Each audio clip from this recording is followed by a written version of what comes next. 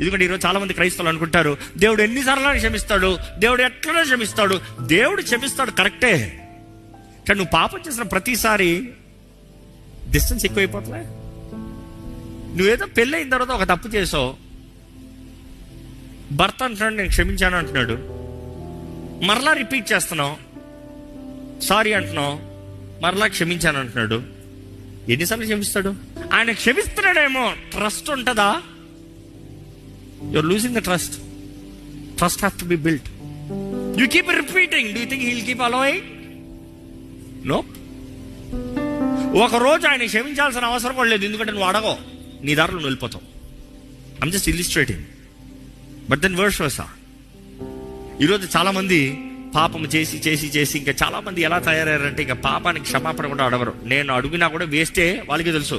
నేను మరలా చేస్తాను, అట్లో నేను మారను, నాకు వద్దు.